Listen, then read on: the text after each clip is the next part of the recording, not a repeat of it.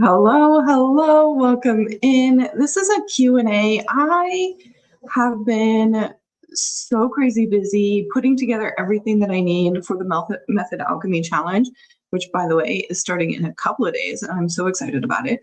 So I didn't have enough time to really plan out a training for you guys this week, but I still wanted to show up for you guys in the tarot space. I thought that what better way than to talk about tarot, do a little Q&A. So let me just make sure everything is up and running and that I can see the Facebook group. Let me just do a little refresh. If you are watching, let me know if you can see me and hear me. And I'm just going to get everything situated with the different streams, and we will go ahead and get started. So I have a few things that I kind of mentioned on the post that we could be talking about today. And so feel free to just pop any of your questions in the chat. I'm going to check in the Tarot School and see if we had any questions submitted over there. And if not, we'll go ahead and jump right into your guys' questions first. And then if we run out of questions, I can just kind of talk about some of the things that I prepared the other day. So how are you guys doing today? One thing I did want to let you guys know is that there is a non-zero chance that my computer might completely die. It's been doing this thing where it just restarts. So if that does happen, I do have a backup stream that I'm going to jump into. Anyway, if I do get cut off, I will jump into a backup. I hope that doesn't happen. I'm going through some technical difficulties with my computer right now. So anyway, how are we doing today? Can you see me? Can you hear me? I don't see any comments yet. So let's go ahead and I will start kind of talking about some of the things that I mentioned here in the post itself. So what I'd love to hear is what cards do you find confusing? When you're looking at the deck, when you're looking at your cards, which ones do you have a really hard time reading? I think for me, one of the hardest cards was the Hierophant, but I also had a lot of trouble with the court cards. And what was really funny is even after creating an entire school with all of the meanings, and I talked about all of the court cards one-on-one, I still found that my members had a lot of gaps around the court cards too. So this wasn't just hard for me. So I'm curious if you have any difficulties with the court cards. I actually did this really amazing 3-day challenge all about the court cards. It is available in the Tarot School now as one of the bonus courses. But we really did a deep dive into the court cards, which was so nice. Alrighty, let's see. Can you guys see and hear me? I'm not seeing any comments yet. Yeah, so anyway, if you want, we can talk about the court cards or we can talk about the Hierophant. I also brought my second camera today, so we can pop that up on the screen too and kind of look at the cards while I talk about it. I did not organize the cards so that they're in order, so if I have to look for a specific card, it's going to take a little bit longer. Let's see here. Let's see if I can find the Hierophant real quick.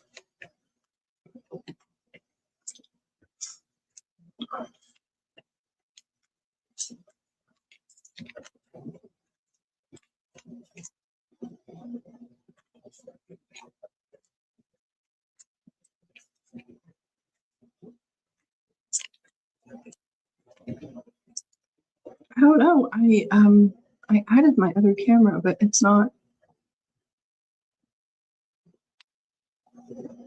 There we go. Okay, I found the Hierophant. So here is the Hierophant on my light Sears decks. Can you guys see and hear me? Let's see.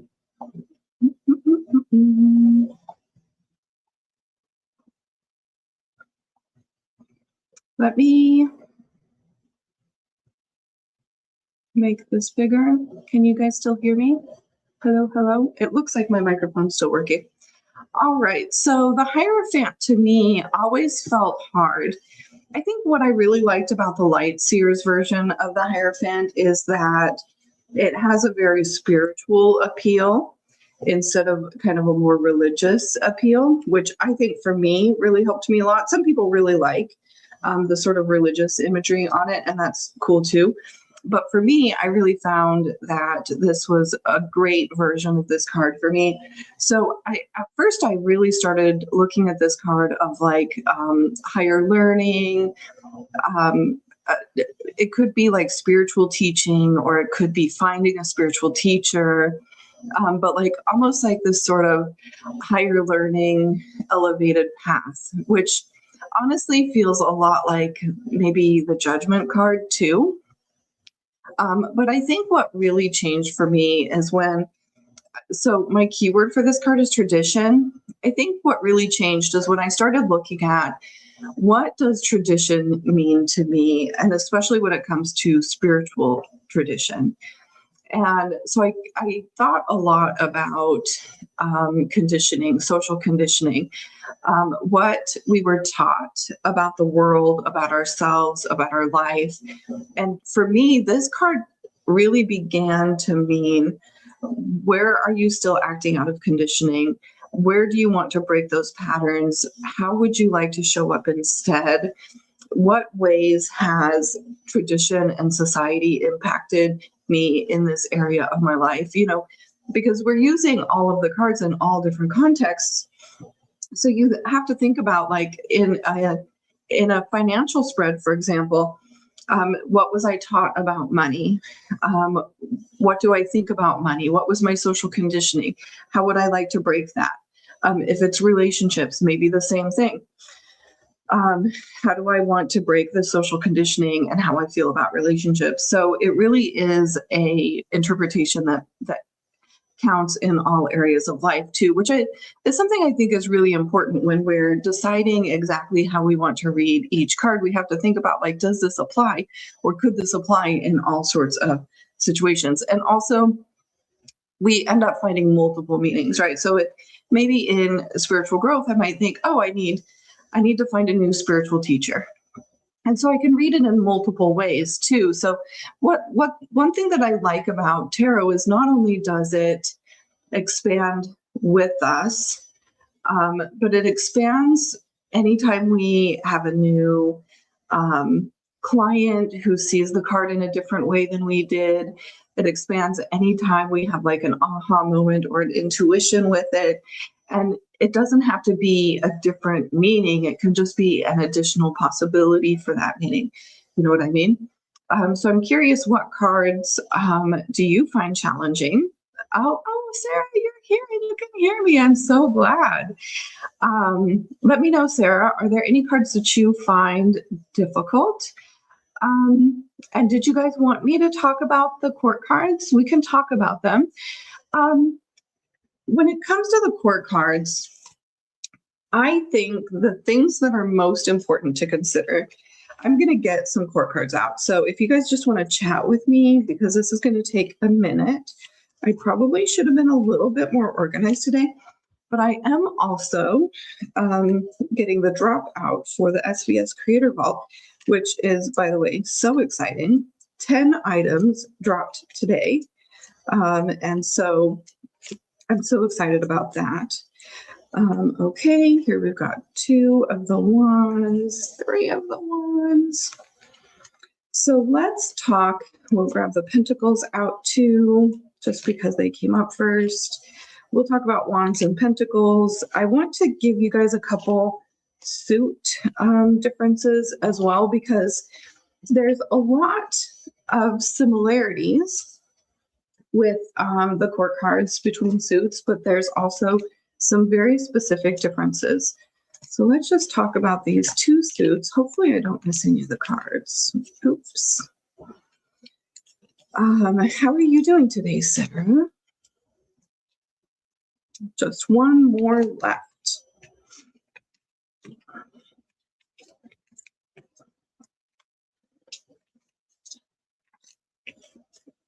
And are there any cards specifically that you'd like me to talk about?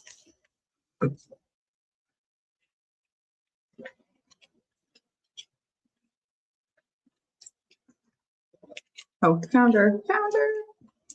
All right. So we've got the Court of Pentacles and the Court of Wands so that I can kind of talk about these a little bit. Let's see if I can get them framed okay in our frame. So we've got the Page, the Knight, the Queen, and the King.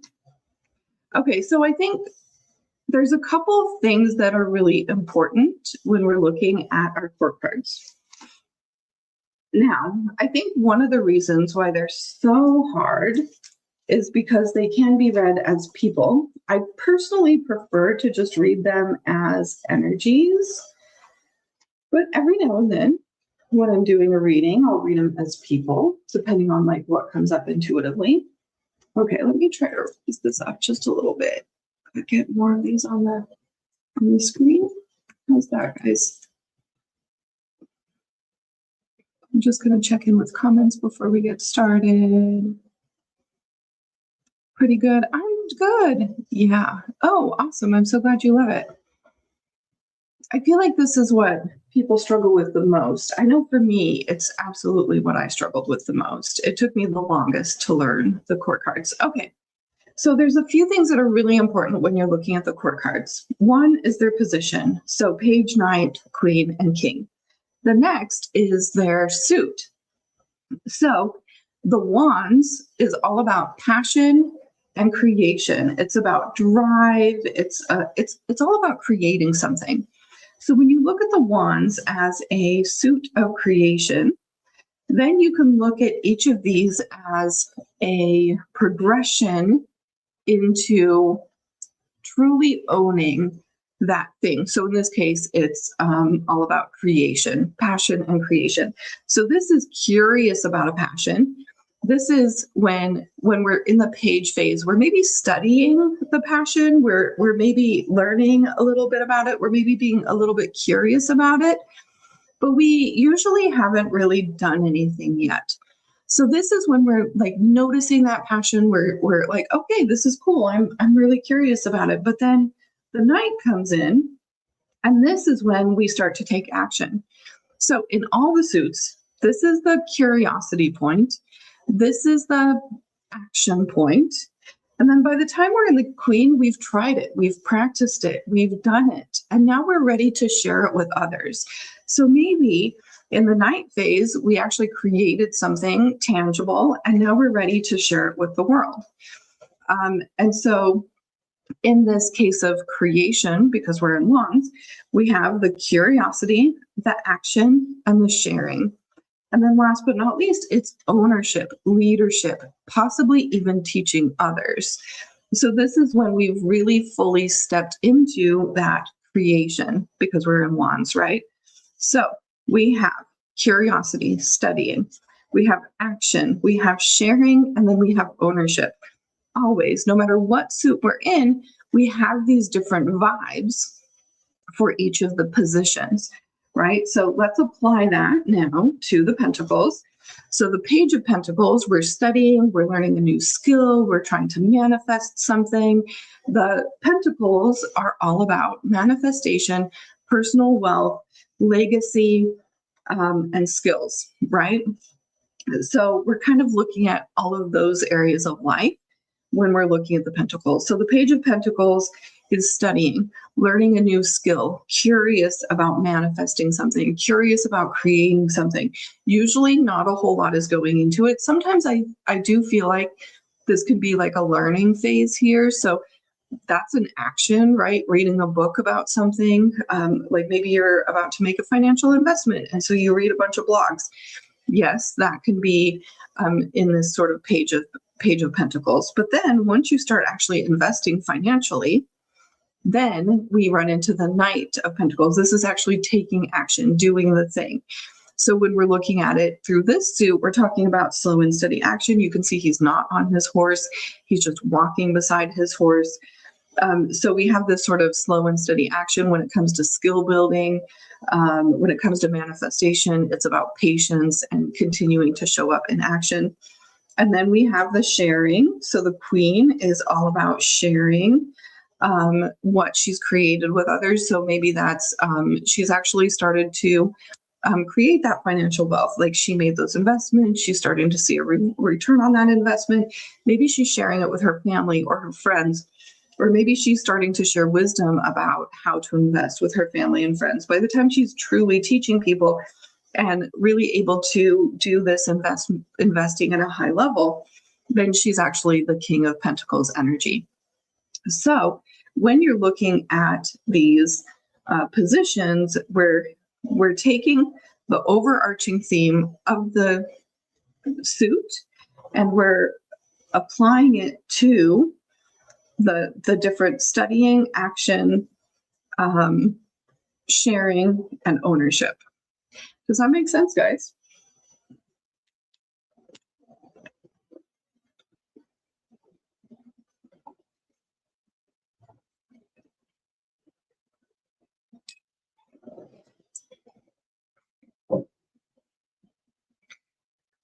Are there any other confusing cards you guys would like to talk about? Did you have any questions about court cards?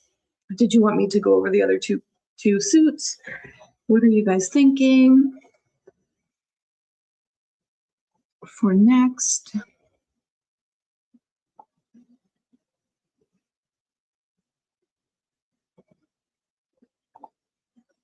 I have some other questions here too. How to trust your first impression in a reading. I think that when it comes to trusting your first impression, I think for me, I try my very best to trust anything intuitive that comes up. I also trust combinations a lot too. So when I'm reading, I read a lot with combinations. Do you want me to show you guys how to do that, how to read with card combinations? Because I think when it comes to spreads, it's not quite as necessary, but especially if you're trying to do spreadless readings, I think that combinations are really, really useful and help your they help your spread that you lay out with no spreads. They help the cards feel like a story instead of these weirdly disconnected energies. Let me just see if there's any comments. And can you talk about the moon, please? Yeah, let's talk about it. The moon card. This is definitely one that I've found to be difficult too, especially because I love the moon. I think the moon reminds me of cycles, whereas in tarot, it doesn't necessarily mean that. Like when I'm looking for a card to talk about cycles in tarot, a lot of times I think of the Wheel of Fortune, not the moon. So to me, the moon card never felt intuitive, like super intuitively how I would have read a moon card. You know, I would have read a moon card of like that sort of yang energy, yin energy that's like quiet and intuitive and calm and sort of things like that. Whereas in tarot, it's definitely represented differently, I feel like. So let's talk about it. I'm just going to make sure you guys can see these cards now. Okay, so I think when we're talking about the moon, we should probably put it right alongside the sun because they are yin and yang, right? So we can think of this as yin and yang. We've got the sun, which is yang, which is action oriented. And we've got the moon, which is like sort of slower and calmer. So if you want to interpret them like this, you can. It is not necessarily textbook, But I do think that it feels really intuitive for a lot of people that follow astrology and things like that. So that is definitely one way that you could interpret these. I have illumination and illusion on my cards for my keywords. So there is an element of clarity. I can see clearly now. I have joy. I have happiness. I feel uninhibited, right? So to me, the sun card feels like openness, clarity, knowing exactly what we want, being in joy, feeling gratitude. All of these sorts of emotions come up to me when I see the sun card. And when we think of the moon as the opposite to that, like the other end of that, this is not feeling clear. When you look at what the moon technically means, is it's being in the dark, right? This is being in the light, illumination, seeing clearly. We're out in the day and we're looking around and everything makes sense. We can see if somebody is coming. We have a good idea as to like what's going on for us and our possible future. And then the moon is us standing in the dark. So if you imagine yourself like standing in a dark forest, you don't know what's around the next turn. You don't know if somebody's following you. It's kind of like that. Like, I don't have a sense of clarity right now. I feel really in the dark right now, and I'm kind of scared. So I feel like this is kind of the traditional meaning of the moon card is like, I'm in the dark. I don't know what to expect. I'm maybe not clear on some things that I could get clear on. And I am scared. There's a lot of times fear within this card because we're kind of in the dark. So I have illusion. This could also be, that's what fear is, right? It's things that aren't real that feel like they could be real. And so that's kind of more, I feel like, the traditional meaning of the moon card. But you can read it in the way that I said I would have typically thought of the moon card. Like, maybe I pull this card and instead of feeling unclear and instead of feeling all of that, maybe I feel expansive. Maybe I feel full moon energy. Maybe I feel cyclical manifestation. That's okay. It's okay to go by your feeling too. You don't always have to read your cards like the book meanings. Something within your card can always strike you and come out to you. Like right here, her necklace is like, it's floating, right? So we're like, okay, maybe she's being pulled towards this like higher thinking. So you can really riff on anything when it comes to your readings. If something stands out to you, if you see the Three of Wands and all of a sudden you're like, I really miss surfing. I haven't gone in forever. I haven't been doing the fun things. Maybe that's what it brings up for you intuitively in your reading. It doesn't have to mean the meaning of the card. You can totally riff off of symbolism as well. Is that how you like to read it, Sarah? How do you like to interpret your moon card? And then Sarah said yes to combos. So we'll go ahead and move to that because I think that that's a really cool topic. And it's, in my opinion, a more advanced tarot skill. And I think that it, to some degree, just comes to you from practice. But when you understand how they work, you can actually intentionally tune into them. So let me just do a little shuffle. I'll just pull out, like, I tend to do, so if I'm not going to use a spread and I'm going to pull 6 cards, I'm going to pull cards. I usually do 6. So we'll just do 6 cards. I feel like there's a good chance of getting like some nice combinations. So let's pretend like we're going to do a reading without a spread. And let's say our client said, can I get a general reading, please?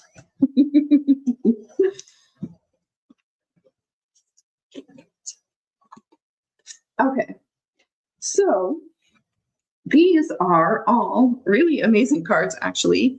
Typically, when I'm doing a general reading without a spread, I like to look for some very specific cards. that are a little bit more challenging. Things like the Eight of Wands, or honestly, any of the eights probably.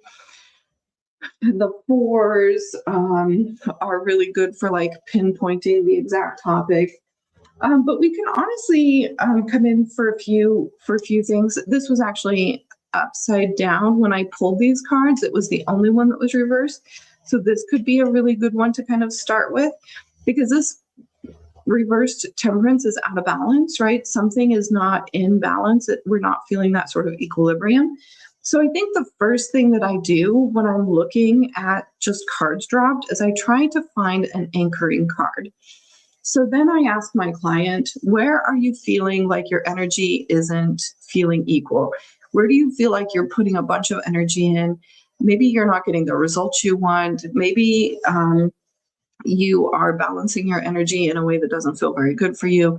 And then we'd start talking, right? So I'd listen to the response, and then I'd start to build off of whatever their response is. So maybe they're talking about work. We're just going to pretend like they're like, yeah, I'm putting in 60 hours a week at work, but I'm not getting any extra money. And I feel like it's unfair. I'm constantly burning myself out. I'm giving them an extra half a week every single week. They need to hire somebody else, right? Let's pretend like they see that.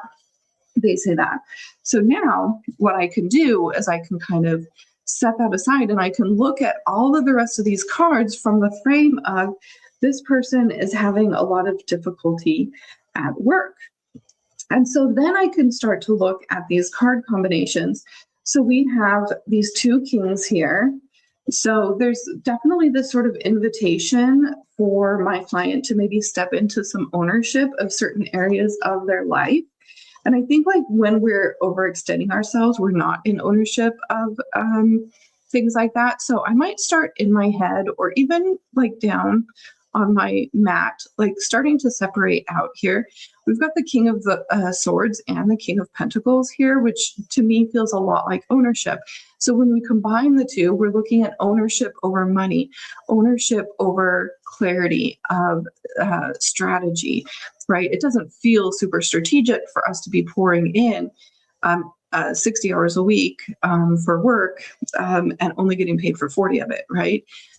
It would be better if we had a full-time job and a part-time job that was paying us for those extra 20 hours. So like we've got some sort of ownership here over money and things like that. And then we have maybe some invitations here of like, being brave and adventurous and finding something that brings you joy, because you have to think if somebody's working themselves to the bone, they're probably not feeling a lot of joy and happiness. So you're being invited into, a happier existence. This could be setting boundaries. This could be looking for a new job, looking for that new adventure, something that's going to really fulfill you. So a lot of times I start to look at, instead of looking at actual card meanings necessarily. That's why I think that it's really important for this to be kind of a more advanced thing, because when you first start out, you're looking at illumination, risk, fulfillment, right? You're looking at the actual keywords, but eventually you'll get to the point where you can energetically say, what are the energies of Sun and the Fool together? Maybe this is like a really happy adventure. Maybe this is an adventure that's going to feel good. Maybe this is a new beginning that feels enlightening and happy and open. And maybe this is a new beginning that brings about, connection and friends and fulfillment. Maybe we're able to find our fulfillment through this adventure, right? So that's why I kind of think of this as a slightly advanced move when it comes with tarot, because over time, we start to really understand the vibes of all of the cards, and we start to have a relationship with the vibes. And so I can start to think of like, oh, this time that I took a risk and I felt really happy because I did. Honestly, I'd say starting my business, I had the freedom and I had the happiness, and now I have my community, right? I can think about my own personal situation with all of these cards, and I can be like, the best thing I ever did was leave my 9-to-5 job. That used to run me to the bone. I was literally talking about myself. I literally worked a job that worked me 60 or more hours a week and only paid me for 40. It was exhausting. And now I own my own business and I feel like I'm here, right? But it took ownership of my money and ownership of the strategy. So the more we can learn tarot, the more we can build a relationship with our cards, the more we start to have this sort of ability to kind of tie it into our own life, our own experience, really understanding the energies that they bring. And I think also thinking of cards as frequency. Each card holds its own energy and frequency. And I talk about this a lot when I talk about reversals, right? So let's use the Fool for an example. So when I talk about reversals, I talk about it being a spectrum. So when it comes to risk, we've got on one end of the spectrum, which is what I would consider maybe upright, is adventure, fun, new beginnings. And then on the other end of the spectrum, we have fear of change.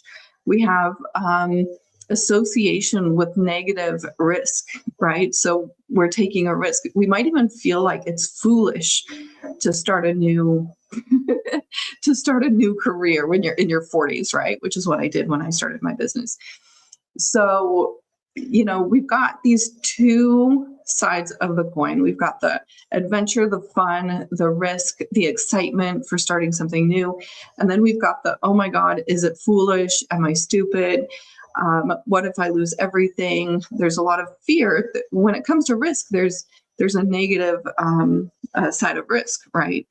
So we've got both ends of the spectrum. When I pull cards, I'm feeling into the energy of the card, and I'm feeling where I feel like I'm at on that spectrum. So if you're somebody who has the type of intuition that you feel inside your body, or even you feel concepts, which is kind of how my intuition works, is like I feel things conceptually, I feel things physically. Also, it can maybe bring up memories for me. That's kind of how my intuition works. So listening to your intuition can help you also understand where on the spectrum each card is. Because even when you read it upright and reversed, you're only talking about two ends of the spectrum.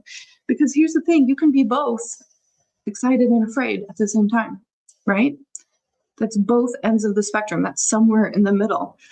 So the more that we can read nuance, also, the better we are at holding that nuance for ourselves when we do our self-readings and for our clients when we're doing client readings. Any questions on that, guys? I know I just covered a lot between combos to spectrum to frequency. Yeah, Sarah said about the moon, I definitely agree that it doesn't represent cycles as well as the wheel does. Yeah, I often see the moon in a similar way. Exactly.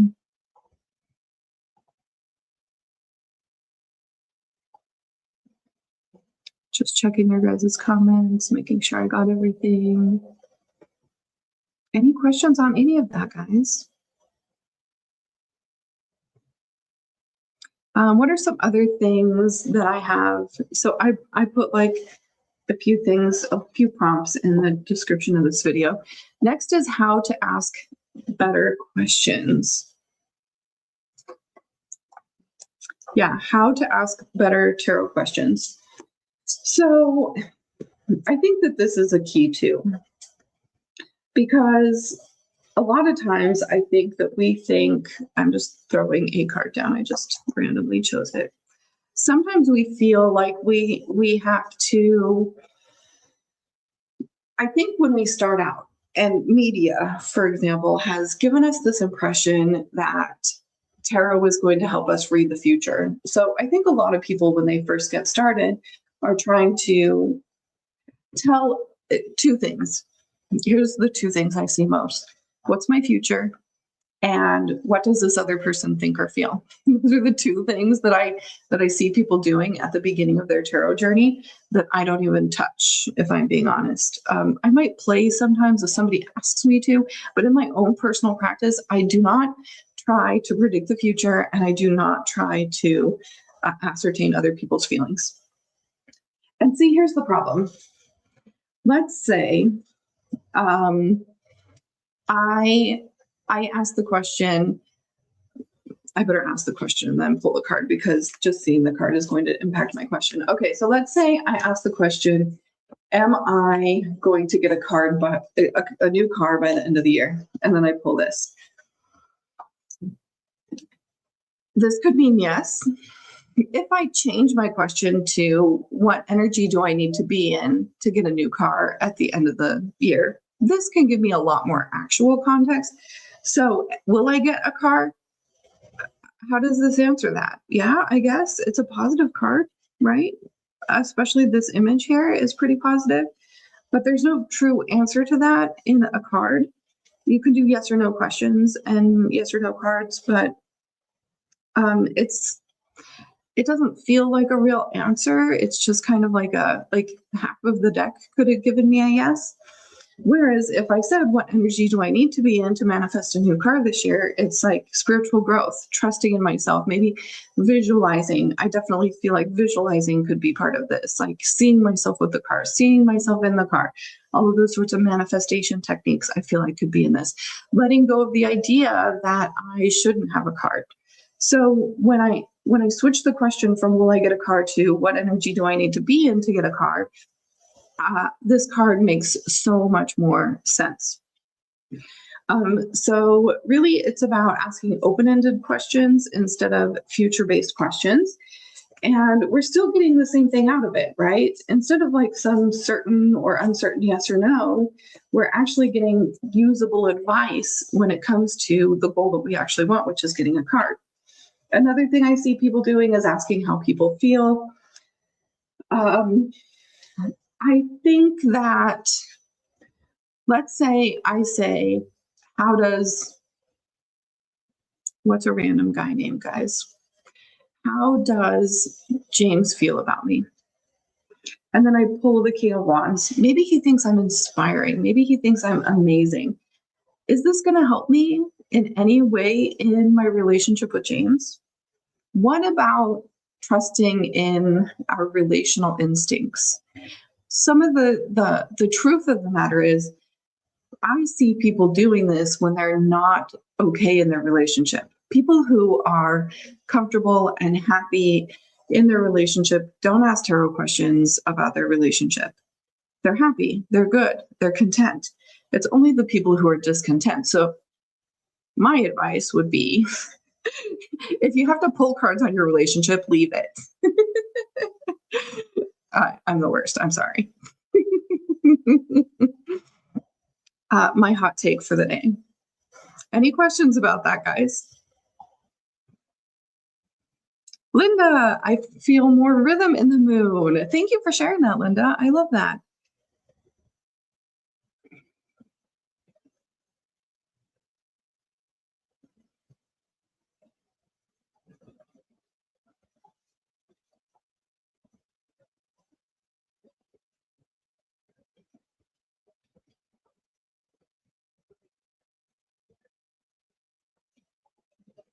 You guys can still see my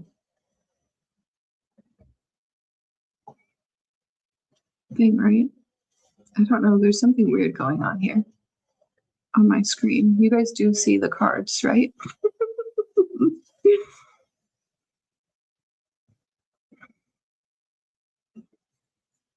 Any questions about that? Look at how grown out my nails are, guys. Okay, let's see what the next one is on our little list. How to read for yourself for more clarity. I think the better questions is really good. Using a spread, I think, is a game changer. Using either power questions or a spread. Let me pop up my extra screen. Oh, Calcifer has decided he's going to come visit us. You guys are about to see him if you don't already. He just decided to walk right under my camera. Okay, so when it comes to reading for yourself with clarity, there are a few things that I think are really, really important, and asking good question is the primary thing.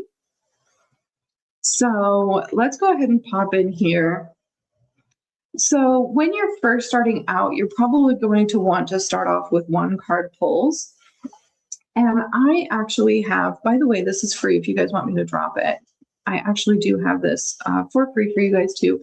This is the 225 power questions. So what's great about this is you can look at what area in my life am I looking at growing. Tarot is best used as a reflection tool for areas where you're already looking at change or improvement or growing. So here we've got personal growth and self-discovery, relationships and social connections, career and professional development. So for example, if you were having relationship issues, these are much better questions than how does my partner feel about me or potential partner feel about me. Career and professional development, spiritual growth and intuition, health and well-being, financial abundance and stability, creativity and inspiration. There's 225 here. Life transition and changes, manifestation. And when you're doing readings for yourself, especially when you're starting out, I think that there's some things that are really, really important. And that is to reflect on the card that's coming up. So let's practice this. What can I learn from past manifestation attempts, successful or not? So let's pull a card. If you're more advanced, I actually love to do my power questions with 3 cards. But if you're just starting out, I say these are great for your 1-card pulls. So what can I learn from past manifestation attempts? It's so funny. We just got the Magician manifestation, successful or not. And let's make this one the big one. So what can I learn from past manifestation attempts, successful or not? I actually love this. Okay, so on the worksheet, I do need to show both of these. Well, that didn't work, did it? Where's the other one?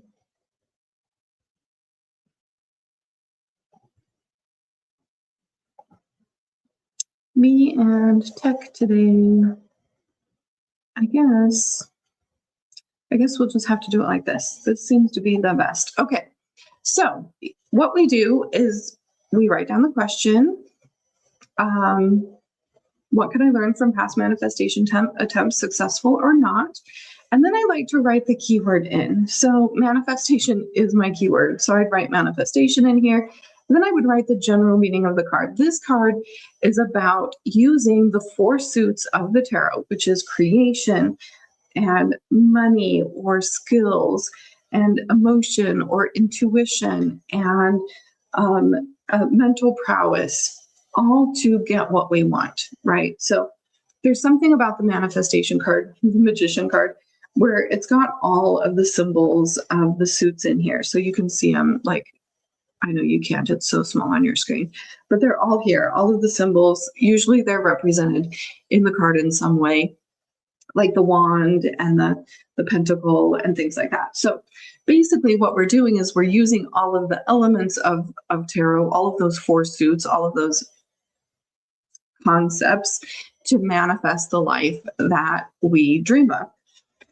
And so I'd probably put all of that somewhere here. It's like utilizing my skills, my creativity, my intuition, and my mental prowess in order to manifest the things that I want. I think a lot of times with manifestation, what I love about this is sometimes we're trying to use intuition alone. I think a lot of the models of how to manifest use only intuition. You have to believe hard enough. You have to vision, right? But you also have to take steps, right? That's where the pentacles come in. You also have to, the visioning could be like the wands. And then the mental prowess could be knowing the right steps to take. So when we see this as a more holistic card and we see that there's a lot that goes into manifesting, not just one, that's the true meaning of the card. So then I would put imagery and symbols, any initial impressions. We can see that he's like doing magic here in this pool. What impressions did we have? What emotions or feelings come up? I think that tuning into these before we write our impression can be really, really powerful, especially when we're first starting out. And then I think a lot of times we want the card to directly answer our question, and especially when we're using keywords, that can feel really hard because what can I learn from past manifestation attempts, successful or not? If I just read this as manifestation, that doesn't make any sense. So I like to ask, does your card directly answer your question? No. Or does it give a clue to the answer? So if it gives a clue, then I start to look at other things like the four items. So to me, I would say what I've learned about manifestation is visioning and intuition don't really work without a solid plan and clear actions. So I need to mix all four of these things that's represented in the tarot in order to truly manifest, right? So that could be my answer to this question with this card. Does that make sense? So I feel like when you're doing a reading for yourself, starting with one card can be really good. It can be really, really beneficial to just do like a daily card, to maybe reflect on your card. I have the Tarot Reflections Journal in the High Priestess Tarot School too, so you could always pull your card. You could do this card reflection, and you could also do the card reflection in your journal. And that would take maybe half an hour, maybe less, and you'd already have so much of a better understanding on one specific card. Now, if we were going to do 3 cards, so let's do, how can I visualize my goals more effectively? Now let's drop 3 cards for this.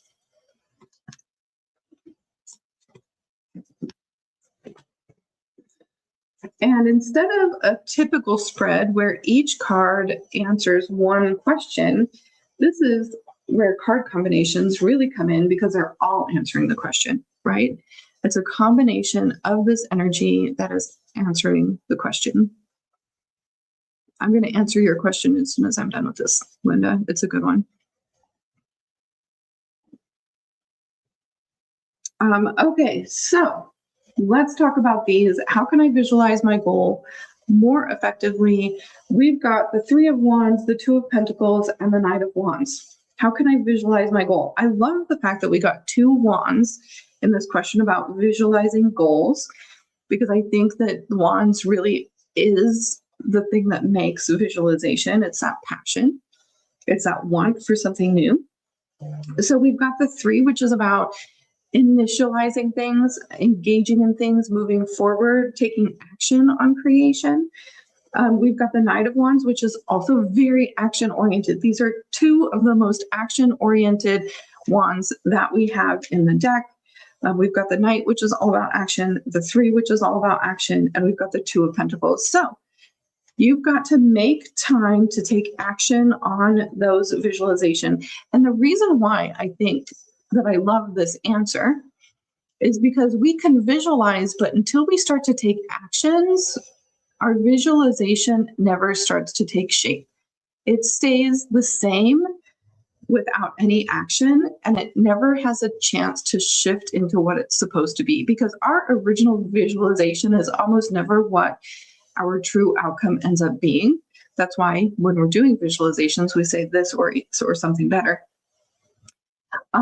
And so what I can do is I can see, like, this is about taking action and prioritizing that action in that vision so that you can continue to change that visualization over time until it becomes truth.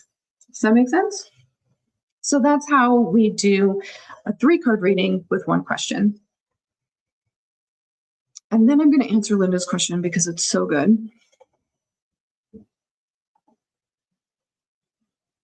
So we're going to come back to when I said, stop asking about how other people are thinking and trying to answer that question with cards. So sometimes, Linda, I have had clients that are very insistent that I pull cards around how other people are thinking. If that's the case, I terminate the reading. I tell them I'm not the reader for you, and I refund their money back. I've had this happen multiple times, and it's perfectly fine. I'm like, hey, I'm sure that you can find somebody who can do that for you.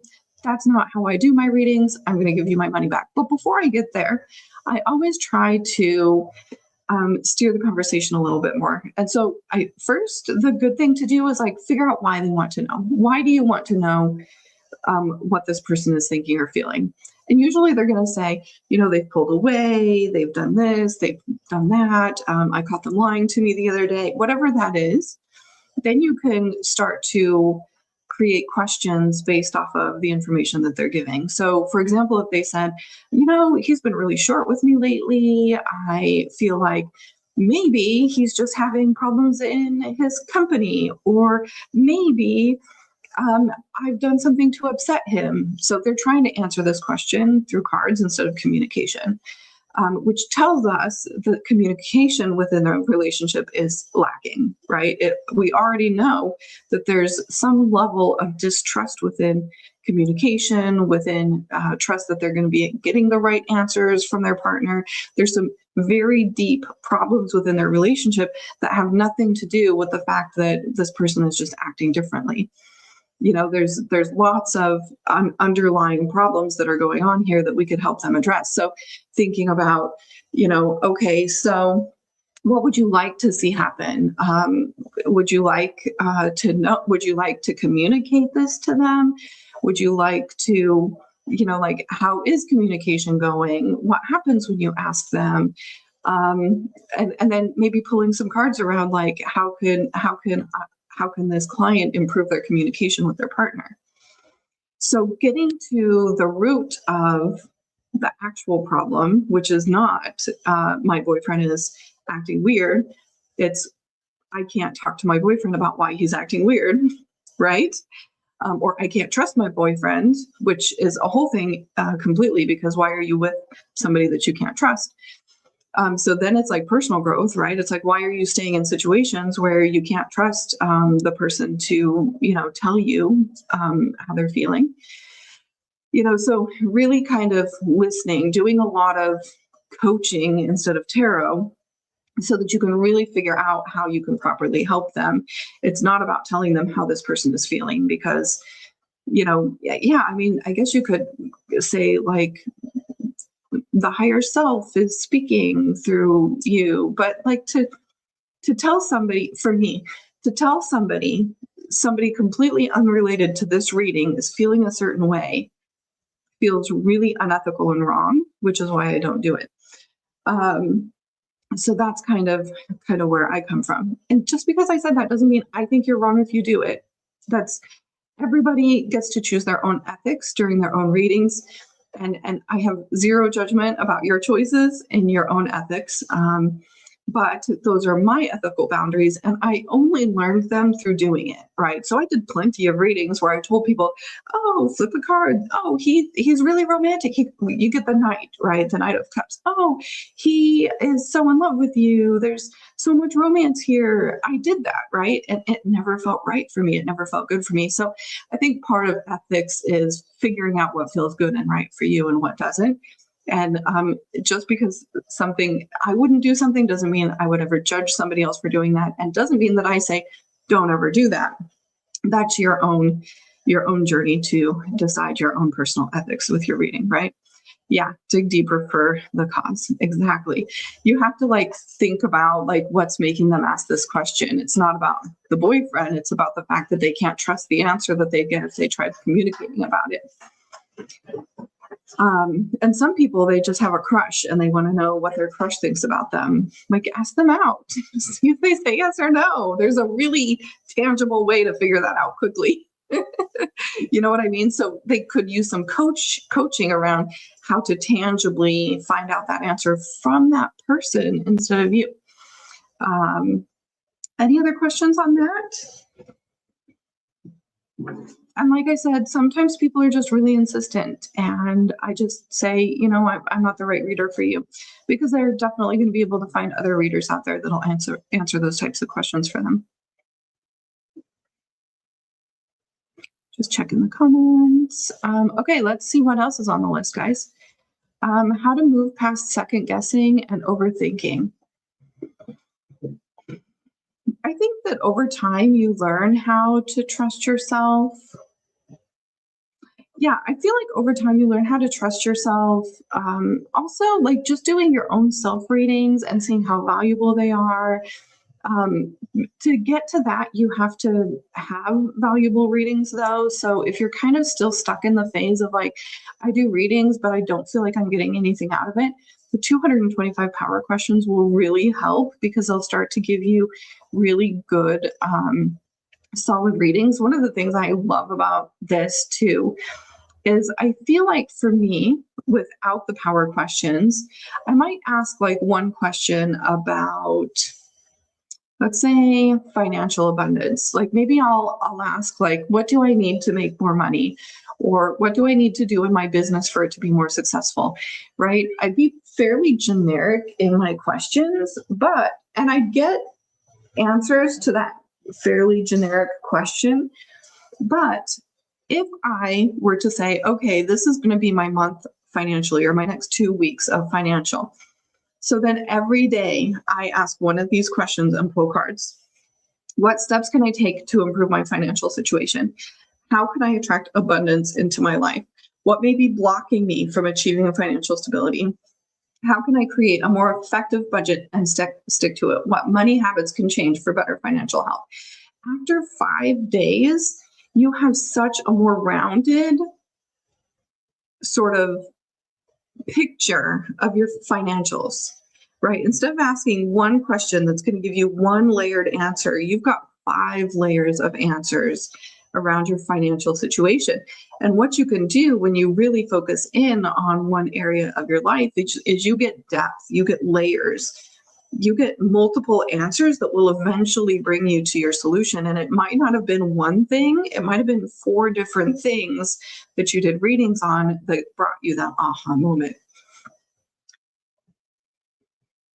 But what I was trying to say is the more you read for yourself and actually have good results, the more you will really start to trust yourself. So you trust yourself when you are doing readings that you can understand, when you're doing readings that are beneficial, when you are kind of trusting yourself in general. If you feel like you're somebody who doesn't trust yourself in general, if you're outsourcing answers from family and friends when you're trying to make a decision, this is a sign of some inner work that has to be done too, like some self-worth work, some self-love work. Those are really important pieces when you're learning tarot and when you're learning to trust yourself, because how we do one thing is how we do everything. If you don't trust yourself in tarot, you probably don't trust yourself in other areas of your life too. And if that's the case, it's all about personal growth and not about tarot at all. Now, you can use tarot to do that personal growth, but it is stemming from a lack of trust in self. Yeah, ask a question. Feel free. Sometimes I feel the first thoughts aren't good enough, and then I overthink them and I'm lost. Yeah, absolutely. Absolutely. And it's okay to not go with the first one. We don't have to always trust that first initial reaction. We can build a relationship with our reactions, right? We can build a relationship with that reaction, and we can say, I want to trust my first reaction, so I'm not going to overthink. I'm just going to take that first reaction and write it down and not dig deeper. But honestly, there's so much gold in the digging deeper. We don't have to only go with our first reactions. We can always expand on each and every card. I'm not doing those types of questions. This is a Q&A, not I'm not doing readings. So anyway, yeah, just kind of like really trusting in your ability to see the layers too. There's so many times that I've had that initial reaction, and that's been like a block or projection or a fear, or, like I might read something really badly because I think I'm in a bad place, but honestly, it could have been a really nice meaning. But because I was in a bad place in that area of my life, I ended up really catastrophizing the reading. And by the way, if you take that reading to AI when you're catastrophizing it, it could bring you into a spiral. So don't do that unless you really trust your AI and you've worked with it not to do that spiral thing. Because the thing of it is how we feel about our life will always reflect into those cards. So if I'm feeling really insecure about my business and then I do a reading, I might pick the most insecure meanings for my initial, but honestly, there could have been a really gentle reading in there if I hadn't picked those fear responses. You know what I mean? So it's not always the best thing to just pick the first one. Like, we want that depth. We want to think of all of the different things that it could mean, especially when we're just reading for ourselves and we're doing our own personal practice and things like that. Obviously, when I'm with a client, I personally really like to give a lot of choices. So I might say, this card, I'm going to give you an example. This card, the Ace of Cups, means blessings and abundance and happiness. And then I'd say, but for whatever reason, I am seeing this like little heart in the cup here. And I feel like you might be feeling like you've been putting your heart on the line and you're having some difficulties with vulnerability. But the card actually means blessing, right? So I might say, here's my intuition. Here's what the card actually means. Which one do you feel like really applies to this situation? So I really leave it up to them. Like, I layer on different things that it could mean, different things that are coming up for me. And I let them be like that final say when it comes to how that feels for them and where it lands for them, right? And that's actually kind of trusting their intuition as well.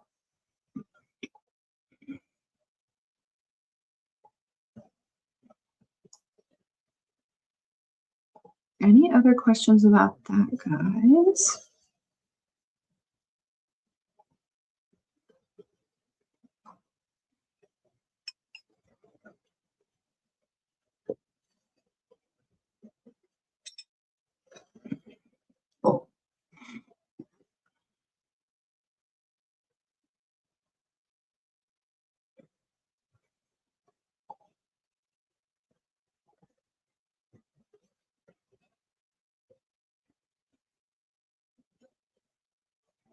Okay, let's see what the next thing is on the list here.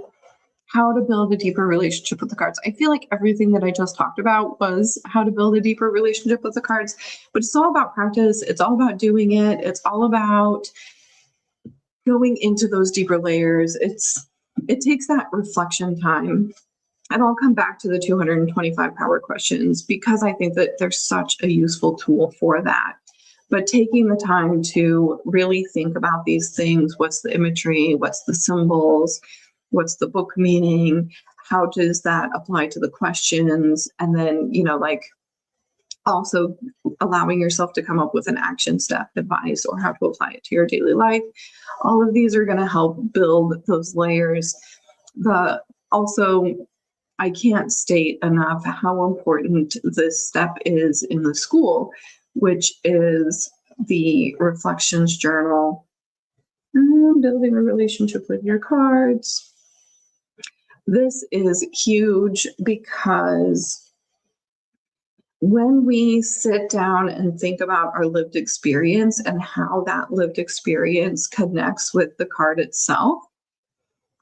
So here we've got the Fool. We could write down our keyword. My keyword is risk. What is your relationship with the word? I love risk. I do risky things. I don't do risky enough things that are going to put me in jail, right? Like there's a limit to how risky I will get. I try to stay on the right side of the law because I value my freedom. But I take risks. I get excited about adventure. I actually really love new things. I love new beginnings. So I might, write something like that here. Recall a time you've experienced or needed this energy. I might talk about like a time in my life where I felt really stagnant, where I felt like things weren't moving, when I felt like I didn't have enough excitement and adventure in my life. And I might talk about what I felt at that time. And then what advice would you give that version of you? What this does is this actually connects your card with your lived experience and how you feel about it. And by the way, these can and will change because my relationship with risk may really change. Like, let's say I take a risk tomorrow and all of a sudden everything collapses, and now I view risk as super scary. I'm going to look at risk from a different perspective. And maybe when I'm reading cards for somebody, instead of being like, oh, this is an adventure, it's a new beginning, I'm like, have you considered what could happen? Have you assessed the risks of the situation? So I might approach my readings with that card a lot differently. And the more you can understand your relationship with your card, the better, because you can also protect against that. So maybe I know that I'm really jaded about relationships. I keep talking about this subject because I am honestly just not the best person to be doing relationship readings because I'm really jaded about relationships. I ended up dealing with narcissistic abuse for multiple years, and I haven't had a relationship since. I haven't wanted a relationship since. I looked at some of the patterns where I stayed in that relationship way too long. And, like my gut reaction in a relationship reading is leave the person.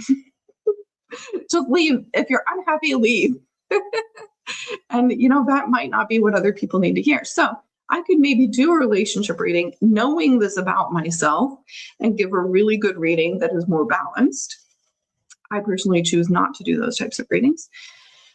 But the more I know about that bias, the more that I could do a good and healthy reading for somebody by not letting that bias influence the cards as much.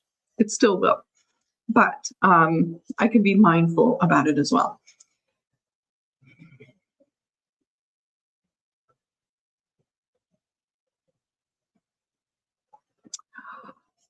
Oh, you're so welcome, Linda. Thanks for being here, guys. I'm so happy that you guys got to be here with me. I've got to go now, but thanks for attending the Q&A. I had so much fun. So I start my challenge. Let me see. Oh, yeah. So I start my challenge on Monday, and it's going to go for 7 days. So I don't think I'm going to be here in the group or on YouTube for a live public video at all next week. I'm definitely going to just skip out next week, but I should be back then the following Friday, and we'll be able to chat again. I'll probably be doing something business related when I come back. And I just wanted to say thanks for being here. Thanks for watching the replay if you popped in on the replay. And I hope you guys all have a wonderful weekend. If you are in my challenge, the Method Alchemy Challenge, I will see you tomorrow. I'll be letting people in the group. And I can't wait. I'm so excited. It's going to be so fun. Bye, guys.